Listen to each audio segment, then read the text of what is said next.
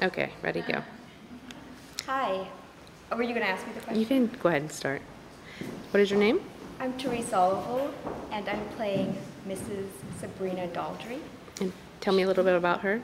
She is the patient of Dr. Gibbings, and she has hysteria, so she's come to him to see if she can be cured, because apparently he has devices that will cure hysteria.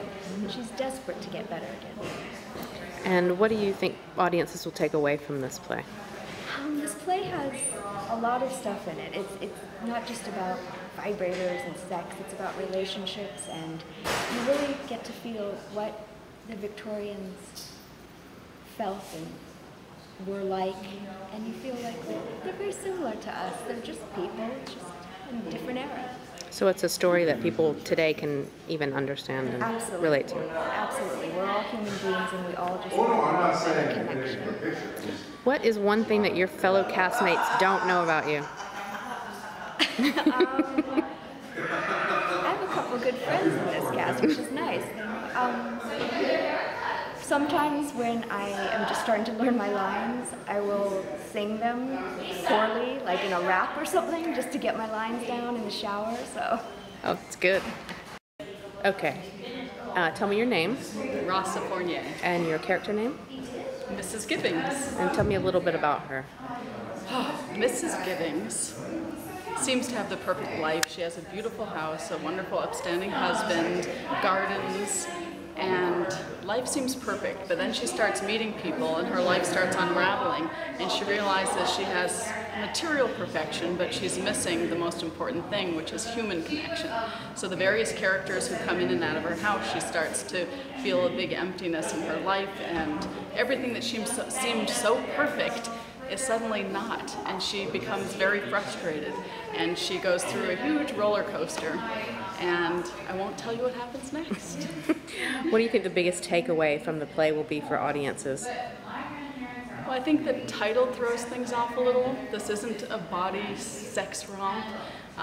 It's a lot deeper than that, and I think people will leave feeling a bit in awe of the depth of the play and the emotions and the different characters and the connection that happens. What's one thing your castmates don't know about you? I grew up on a farm in Amish country, Pennsylvania, milking cows. Tell me your name. Your real name. Yeah, oh Lord. So I'm Kevin Keaveney. And your character? Is Dr. Gibbings. Tell me a little bit about him.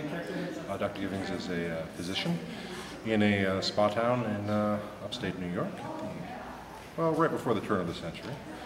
This would be the 19th century to the 20th century. He specializes in women's problems and has at his disposal several new procedures for helping women with those problems. So you're the giver of the joy here in the play. As it were, yes. The treatment. The treatment, right. It's the therapy. What do you think audiences will take away from this play? Well, I mean, it really is a love story at heart. And it has a lot to do with, human intimacy. I know it's kind of billed as a sex comedy, but I don't see so much of that as it is, really exploring people's emotions and how people connect, how they relate to each other. This being the age of invention, you've got people connecting with machines, and you've got people connecting heart to heart. It's kind of an examination of that. Okay, so what's something that your fellow castmates don't know about you?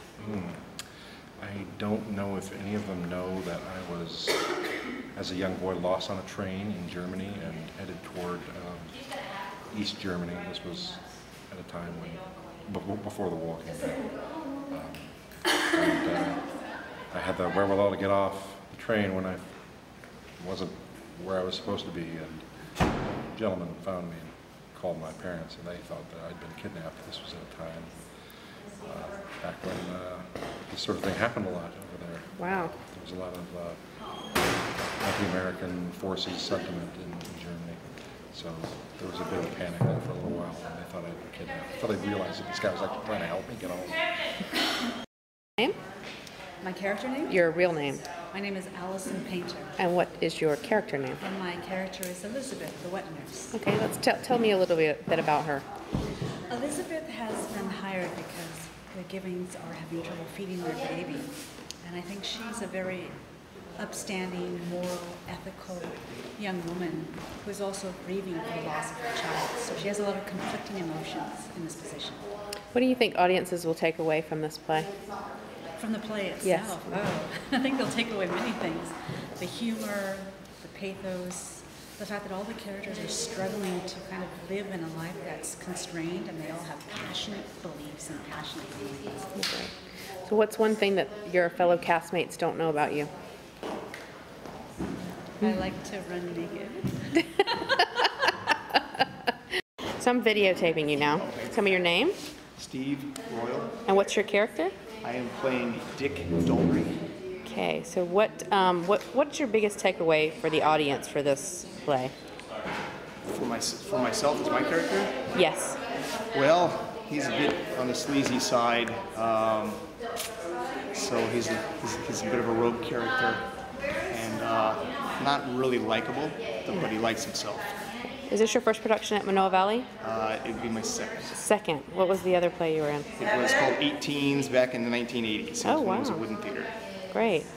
So what's one thing that your cast members don't know about you? I once ate an entire box of Fruity Pebbles in one sitting with a half-gallon of milk.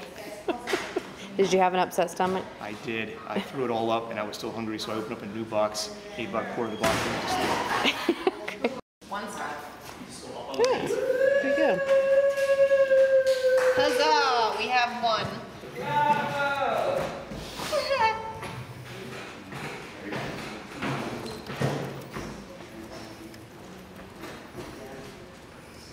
So I was hoping that I could just like dab this and then go.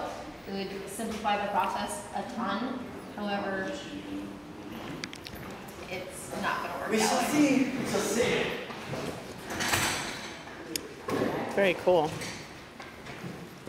It doesn't stamp as clean, but you always test before you do it on the set. Discovered that the hard way. So is this your first play at Manoa Valley? Yes, it is. All right. So far, so good.